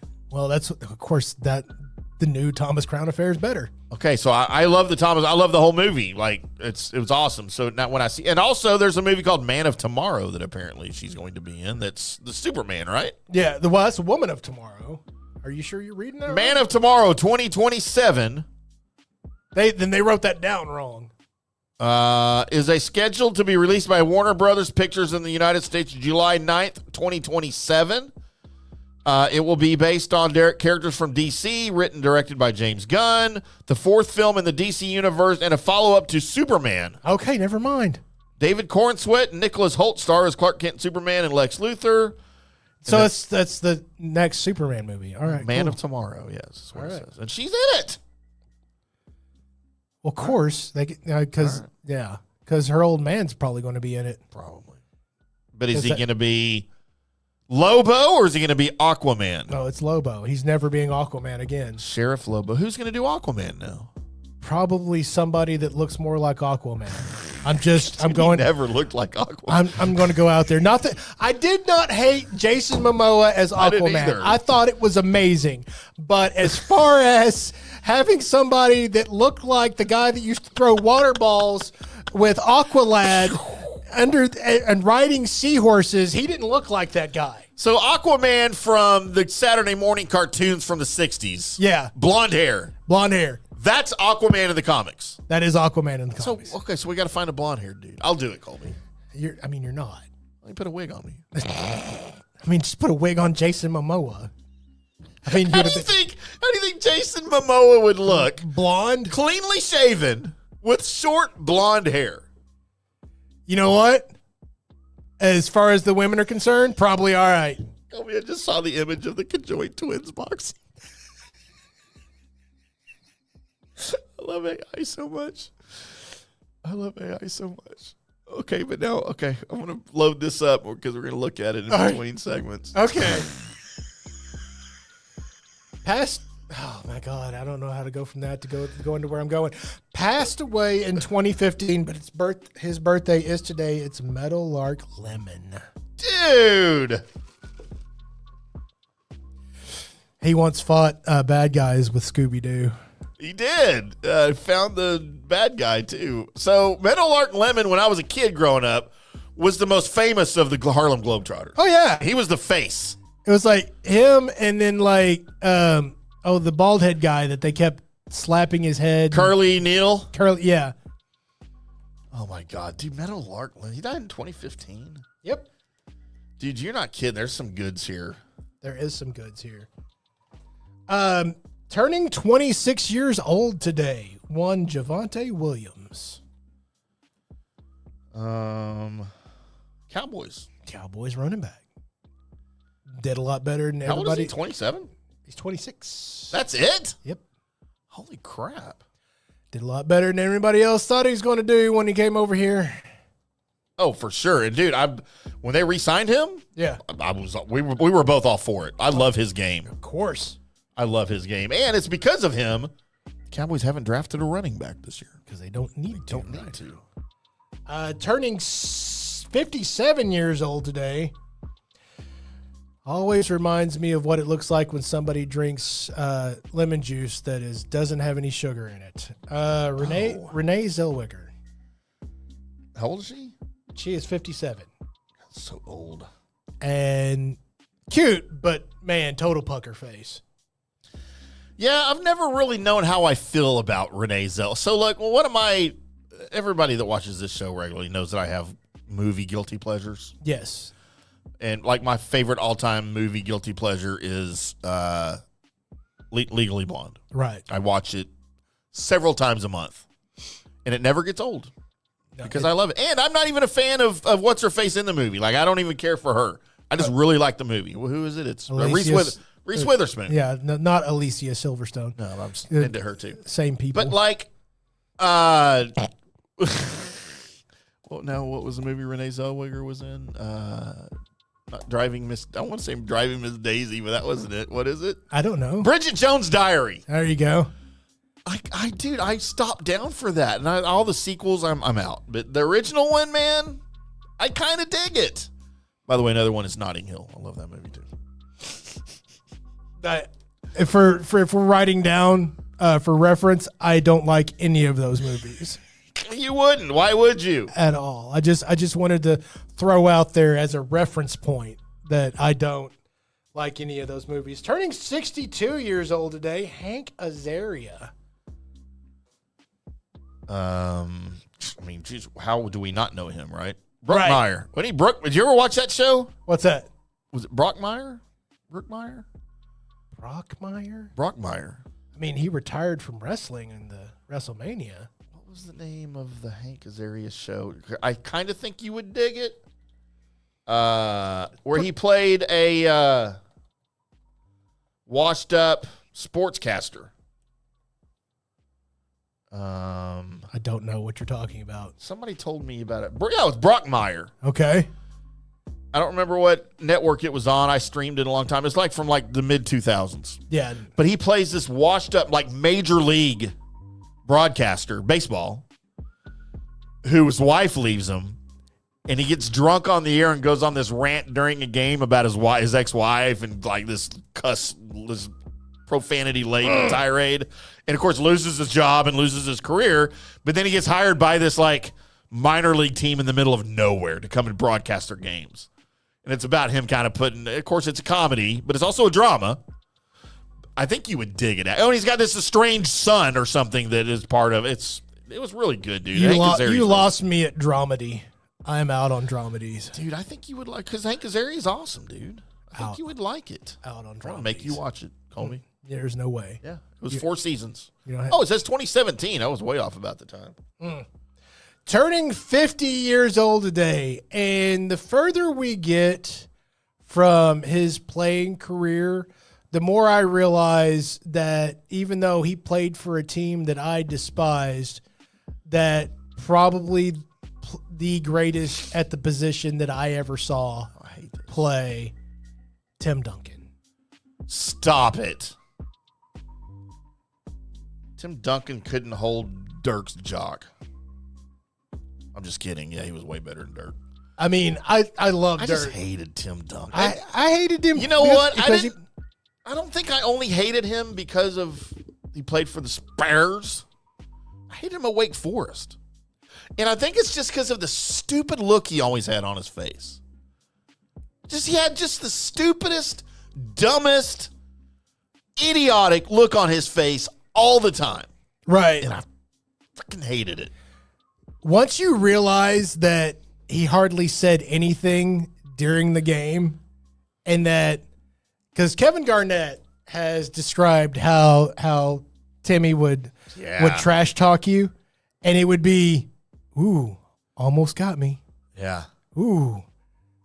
Well, good game. Oh, there's no question he's and top 5 all time for sure, right? Right. Well, again, that I saw play that position, I think he's the greatest that I've ever seen. By the way, Tim Duncan, better than LeBron.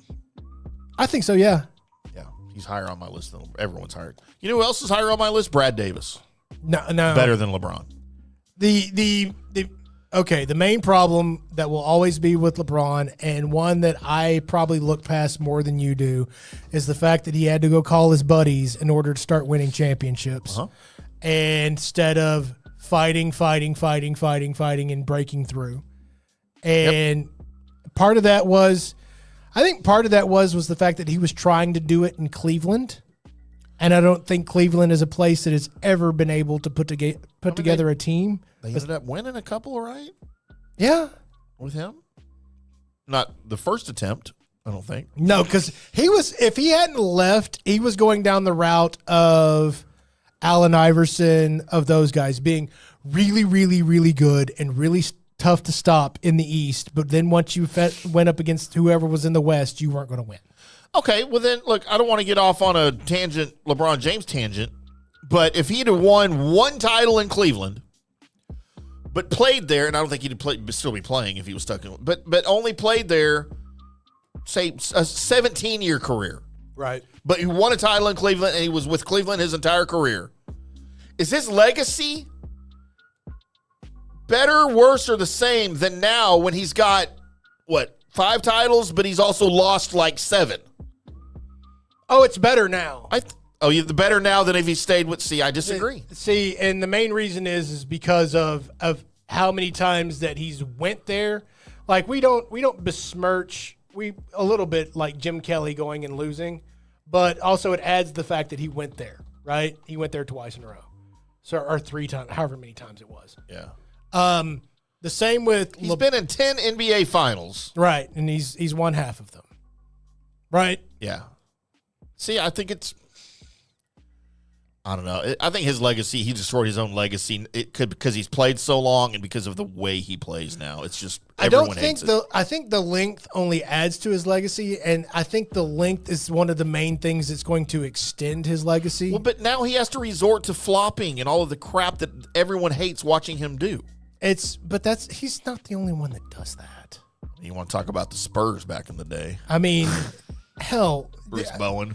Vlade Divac was the he was greatest flopper that has ever flopped, but because it's something that we've allowed, as the NBA is allowed to happen in their sport, is to blow the whistle when flops happen and overacting happens. They've allowed that to go in because it's hard to differentiate as a referee of what was a foul and what's not because the action happens so fast. So that's been allowed. Now, if you were to go back and referee games like they did while Jordan played right now, one of the few players that is built to play in that league is LeBron James, because he's built like a truck. I would take 20-year-old LeBron James. I don't want today's LeBron James because I think he still had promise. I just don't like the way he plays the game. I don't like any part of the way he plays the game now. All right. Well, as far as how he plays the game, let's do a LeBron James segment next week. Not a problem. We'll get Wolchuk involved. All right. We'll get Michael Jordan on to talk about it too. Turning 56 years old today, one Jason Lee. Are you serious? Yep. Today's Jason Lee's birthday? It is Jason Lee's birthday. Colby, I spent the morning talking to my friend that my old Hungarian kickboxing roommate that I've talked to you frequently about, that I hadn't seen in forever, that part of the New Orleans trip and Millennium Mardi Gras, she was part of that. When I threw my watch in the Mississippi River and woke up spooning the homeless guy. Multiple Tim stories came out of that trip. Right. She was there. Her and I's favorite movie ever to watch, ever, and we've kind of gotten back in touch because she's moved back to Texas recently, is Chasing Amy, the Kevin Lee movie. Jason Lee, and of course, Jason Lee started with Kevin Lee. He was in Mallrats, and the character that he plays is just freaking amazing. Right. Kevin Lee, and you know where he got his start in acting? Where's that? He was a professional skateboarder, and he ended up being in a music video for some random 80s band. Wanted him skateboarding, I think, in a music video, and that's where he got his start. And he went on to great things. Are you talking about Kevin Smith? Yeah. You're saying Kevin Lee. Jason Lee. Jason Lee. Yeah, Jason Lee was in the Kevin Smith movies. Maybe I said Kevin Lee, sorry. Yeah, you said Kevin Smith movies. I was like, sorry. I was like, maybe I got it wrong. Maybe I've not known I'm sorry. this. Jason Lee that's how he got his start in acting, yes. In the Kevin Smith movies. Known like comic book lover and a person that I've often listened to talk about comic book stuff, and I'm over here going, I'm sorry, Kevin Smith, you're right. Look, I'm drunk, Colby, okay? Mm-hmm. Look, we know this. Also, hey, do you watch Kevin Smith movies? Of course. Have you seen Chasing Amy? Do you go that far back with those? Yes, I do. Dogma? Yeah, of course. So he just got the rights back to Dogma. Like, this entire time, he has not had the rights to Dogma. Oh, wow. I don't know what the story was there, but the film company had exclusive rights to anything and everything, distribution, everything. He just got those rights back. So we're going to start seeing it in reruns on TV and stuff. And that was his follow-up to Chasing Amy. And of course, it had everybody in it. It had, Ben Affleck and Matt Damon coming back together again. They were in Chasing Amy, but they were the demons, and right. Alanis Morissette played God. Yep, Alanis More Upset. And George Carlin was in it. Dude, that's one of the greatest film of all time. Like, I love it. So Jason Lee's birthday is today. Well, we know who my good's going to be. And finally, turning 86 years old today, Al Pacino. Oh, my God. All right, I might change that. Dude, he's still alive, too. He is still alive. People can live to be 86. If they're Al Pacino, I think. Dude, do you think Al Pacino has lived a hard life? Yes! And he's made it to 86. I mean, if you go back to that old movie with him and Keanu Reeves where he played the devil, he looked old then. He's always looked, ever since Godfather. Right. Like, everything after Godfather, I thought, this guy's already old. And he was, like, in his 30s. Mm-hmm. Yeah, dude, I love. So, one of my all-time favorite movies, probably not one of his best known, but Sea of Love. Okay. With him and John Goodman playing police detectives. He was in Insomnia, one of my all-time favorite movies. Dude, Al Pacino's the man, dude. Hoo-wah! And then he did that stupid movie with, what's his name, Chris whatever from Batman, where he was the blind dude driving the Ferrari. I don't remember the name of that, but that was really terrible. He's made some terrible movies. But he wasn't terrible in the movies. Oh, no. He was never terrible in the movies. What was the dude's name? Who played Robin? Chris? Oh, my God. I want to say Parnell, but I know it was Chris Parnell. No, it's not Chris Parnell. Help us out on the line here, He's guys. currently still doing his version of NCIS with Ice Cube or whatever his name is. It's not Ice Cube. It's LL Cool J. Ice Pick. LL Ice Pick. No, do not screw up LL Cool J's the name, same. sir. They are not. Shut your damn face. Freaking rapists I mean, from back seriously, don't. What's the difference? Shut up. What is the difference, Shut Colby? up. Seriously, no. Just LL Cool J, Ice Pick, and Ice T. I don't know. Okay, Ice Pick's not a thing. Ice T is or Ice Cube. Yeah, That's one, right? Yeah, Ice Cube is. Okay, you're picking. You're picking like ultimate all-time rappers. What's the to pick names on. I know? Okay, then all I'm saying is I'm just saying they're all the same. No, they're not, and I would like for you to shut up now. All right, LL Cool J's a badass. Yes. Do we know what LL Cool J stands for? Ladies love Cool J. Is that a drink? That's him. So he's Cool J. Ladies love. Yes, ladies love him. So he should just go by Cool J. No, he shouldn't. If I put an LL in front of IndyCarTim, does that make it part of my name? No, it doesn't. LL IndyCarTim. You want to know why? Because you're not LL Cool J. Ladies love me, Colby. No, they don't. And their moms do too. No. I just never. I don't know. I don't get it. I don't get it, Colby. You all I know about LL Cool J is he's been around forever. That's all I know. And he's stupid talented. And somehow he's in TV shows and stuff. Because he's also talented in those as well. You know what? I will just have to take your word for that. Yeah. Now, who's the dude? Okay, then who's Ice T? Ice T, he's the guy that was in... is that the actor dude on the cop show? Yes. With the goatee? So how does Ice T go? Because he made a song called Cop Killers back in the day, right? Right. Now he plays a cop on TV. Yes. There's something wrong with that. There's not anything wrong with that. Ridiculous. I don't know what we're watching right here, but I need to be part of this, Colby. Skating? What the hell are they doing? Yeah, but it's really fast. All right, Colby, celebrating Facebook birthday today very quickly because there's some hots. Okay. Aubrey, Germany. Happy birthday to you, Aubrey. You're 32 today. Kristen Rankin. So you smell like, or you sound like you smell bad. Gosh, she's so hot. I'm just telling you. Okay. Erica Pointer. Not one of the Pointer sisters. Okay. Brittany Wilkerson Ham. No relation. Is 23 today. All right. Happy birthday to you, Brittany.